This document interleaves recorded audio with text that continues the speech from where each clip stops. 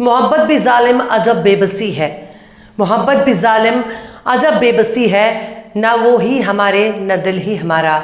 सलाम नमस्ते सत श्री अकाल, मैं हूं आपके साथ अश्विता मिश्रा और आप देख रहे हैं टाइम्स में। ये बेबसी, ये मोहब्बत और ये नफरत हमारे देश में नफरत के पुरोधाओं को बहुत ही बेबस हो चुके हैं। दूसरों की कामयाबी पर रोने वालों को समाज का दुश्मन कहा जा सकता है, जो हर वक्त रोते रहते हैं। कभी धर्म के नाम पर रोते हैं तो कभी जाति के नाम पर आहें भरते हैं। लेकिन सिविल सर्विस में मुसलमानों ने ऐसा परचम बुलंद किया कि नागपुर से लेकर झंडेवालान तक हड़कंप मच चुका है। फिल्म सिटी के कलाकारों को समझ ही नहीं आ रहा कि आखिर ये सब कैसे हो गया। बोझा से लेकर मोजा तक सबके हैरान हैं कि आखिर मुसलमानों ने ऐसा कौन सा च्यवनप्राश खा लिया जिसके बाद उन्होंने यूपीएससी में अब तक की सबसे ऊंची छलांग लगाई है। तिहाड़ी, चमन चोपड़ा से लेकर गुल्लू रंगा बिल्ला, शीला, चिंकी, मिंकी, सबके सब हैरान हैं। सबसे तकलीफ देने वाली बात यह है कि जामिया के छात्रों ने सबसे ज्यादा सीटें हासिल की। मतलब जिस जामिया यूनिवर्सिटी पर एक से बढ़कर एक हमले किए गए, जिस जामिया के नाम पर सियासत हो रही है, उसी जामिया ने हिस्से में यूपीएससी के सबसे ज्यादा नंबर आए हैं। हमारे देश में लाखों रुपए डकार कर कोचिंग चलाने वाले बड़े बड़े नामचीन चेहरों के बारे में पूछा जा रहा है कि बताओ बोझा के बच्चे कितने कामयाब हुए। अब तो खोल के पूछा जा रहा है कि पैसों का दिव्य दर्शन करने वाले कोचिंग सेंटर आखिर कितने बच्चों को सिविल सर्विस में एंट्री करा पाए हैं। पर इन सबसे इतर एक शख्स यूपीएससी की वजह से बहुत परेशान है। वो अपना सिर पटक रहा है। खुद को पत्रकार कहता है, पर दंगाइयों की मंडी में दलाली सरगना माना जाता है। पर जब से उसने सुन लिया कि यूपीएससी में मुसलमानों ने अच्छी खासी रैंकिंग हासिल कर ली है, तब से ही उसकी खाट खड़ी हो गई। वो तो गनीमत है कि जामिया के बच्चों ने कभी उसकी सुताई नहीं की, वरना अगर एक बार सरसों के तेल को लठ पर लगाकर उसकी ठुकाई कर दी तो महज 2-4 लठ की खुराक से उसका कायदे से इलाज हो जाएगा। पर अफसोस, जामिया के छात्र यूपीएससी की तैयारी करने वाले बच्चे हैं जिनका केवल एक ही मकसद है कि वो दिन रात मेहनत करके यूपीएससी में अपना परचम बुलंद कर सके।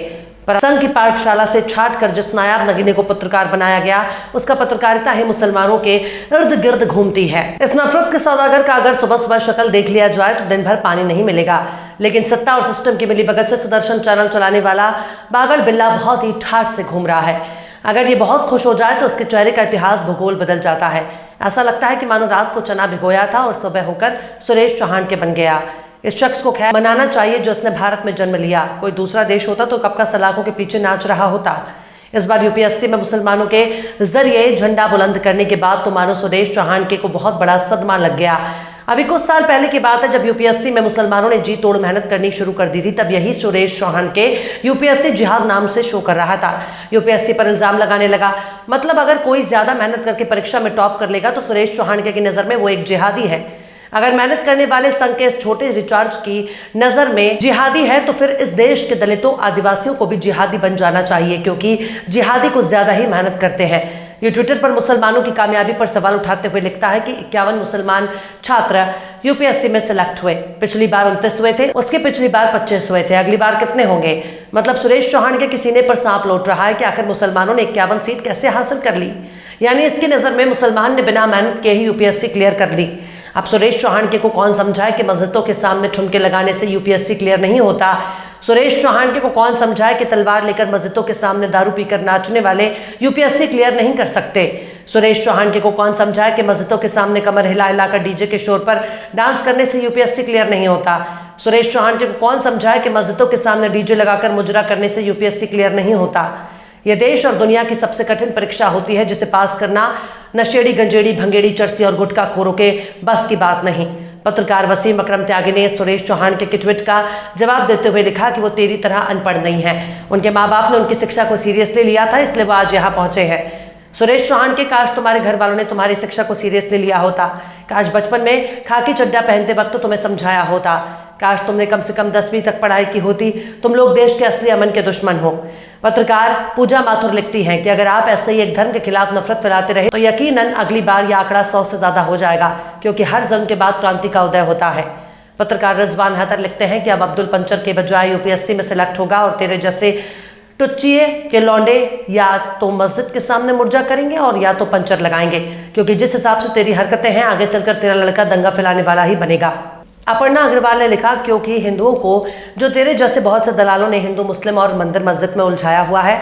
डॉक्टर यादव नाम के ट्विटर यूजर लिखते हैं कि अगली बार आपकी इस प्यारी, दुलारी और मीठी शुभकामना से प्रेरित होकर कम से कम 250 चयन लेंगे। हर्ष सिंह नाम के ट्विटर यूजर लिखते हैं कि जो पढ़ेगा वो बिल्कुल निकालेगा। इसमें हिंदू मुस्लिम मत कर भाई, भगवान करे सभी जाति और धर्म के लोग पढ़े, सब निकाले। अविशेष गोयल नाम के ट्विटर हैंडल ने लिखा कि अपने लौंडे को भी पढ़ाओ लिखाओ गेंडे, दूसरों के बच्चों की सफलता से कब तक चिढ़ते रहोगे। मतलब सोशल मीडिया पर सुरेश चौहान के का खुल्लम खुल्ला मजाक बन गया। क्या हिंदू क्या मुसलमान, हर कोई सुरेश चौहान के की नफरत भरी भाषा पर सवाल उठा रहा है। यूपीएससी परीक्षा 2023 के नतीजे सामने आने के बाद सुरेश चौहान के जैसे नफरती चिंटुओं को सदमा लगना बहुत जरूरी है। लेकिन जामिया ने जिस तरह से अपना प्रदर्शन दिखाया, उसने जामिया का नाम सुनहरे अक्षरों में लिख दिया। इस परीक्षा में दिल्ली की जामिया मिलिया इस्लामिया यूनिवर्सिटी के कई छात्रों ने झंडे गाड़े हैं।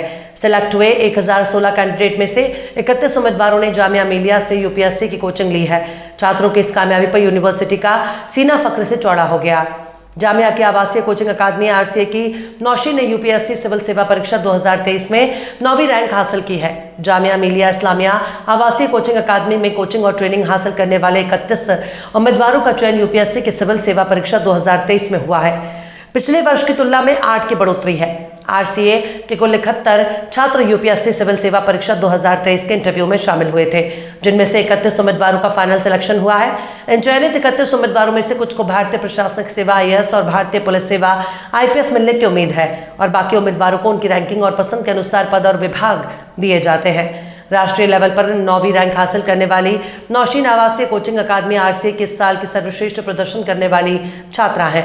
सेलेक्ट 31 उम्मीदवारों में से 11 लड़कियां हैं। कैंडिडेट्स की इस बड़ी कामयाबी का श्रेय जामिया के शिक्षकों को भी जाता है, जिन्होंने इन कैंडिडेट्स को पढ़ाकर इस लायक बनाया। लेकिन सबसे गौर करने वाली बात यह है कि 2 साल पहले जब जामिया के बच्चों के ने यूपीएससी में परचम लहराना शुरू किया, तो इसी सुरेश चौहान के ने यूपीएससी जिहाद नाम से पूरा एक एपिसोड तैयार कर दिया। इसने यूपीएससी को जिहादी साबित करना शुरू कर दिया, जिसके बाद मामला अदालत में भी चला गया। इसने यहाँ तक एजेंडा चलाना शुरू कर दिया कि यूपीएससी में मुसलमानों के घुसपैठ की साजिश हो रही है। लेकिन मामला अदालत में पहुंचा, तब जाकर इसकी अकड़ ढीली हो गई। लेकिन अभी भी गाहे बगाहे इसके मन की गंदगी सामने आती रहती है। खुद को पत्रकार कहने वाले सुरेश चौहान के का कोई भी प्रोग्राम मुसलमानों से नफरत का इजहार किए बगैर पूरा ही नहीं होता। लेकिन यूपीएससी के छात्रों ने सुरेश चौहान के जैसे नफरत के सौदागरों के सीने कामयाबी का झंडा गाड़ दिया, जो बताने के लिए काफी है कि मेहनत करने वाले हमेशा आगे रहते हैं, चाहे उनका मजहब हिंदू हो या मुसलमान। बहरहाल चलते चलते आखिर में जॉन एलिया ने भी क्या खूब फरमाया है, किसी सूरत उन्हें नफरत हो हमसे, किसी सूरत उन्हें नफरत हो हमसे, हम अपने ऐप खुद गिनवा रहे हैं। फिलहाल इस खबर में बस इतना ही। इस खबर को आप हमारे साथी शम्स तबरेज़ की कलम से सुन रहे थे। आपको कैसा लगा कमेंट बॉक्स में जरूर बताइएगा। वीडियो पसंद आए तो लाइक करें। हमारे वीडियो को डाउनलोड करके सोशल मीडिया पर अपलोड करने पर यूट्यूब और फेसबुक आपको ऑटोमेटिक कॉपीराइट स्ट्राइक भेजकर यूट्यूब चैनल और फेसबुक को बंद कर सकता है। इसलिए वीडियो पसंद आए तो यूट्यूब के वीडियो लिंक को फेसबुक, ट्विटर, व्हाट्सएप पर अपने रिश्तेदार, यार दोस्तों को भी शेयर करें और बेबाक, निष्पक्ष, स्वतंत्र पत्रकारिता को सपोर्ट करने के लिए आप हमारे चैनल टाइम्स मेल को जरूर से सब्सक्राइब करें और हाँ, बेल आइकन की घंटी वाली बटन भी जरूर से दबा दें, ताकि आपको हमारे आने वाले नए वीडियो की नोटिफिकेशन फौरन ही मिल जाए। फिर मिलते हैं किसी और वीडियो में एक नई खबर के साथ। हर्षिता मिश्रा को दीजिए इजाजत। जय हिंद। अगर अभी तक आपने हमारे चैनल टाइम्स मेल को सब्सक्राइब नहीं किया है तो जल्दी से सब्सक्राइब कर दें और बेल आइकन भी प्रेस कर दें।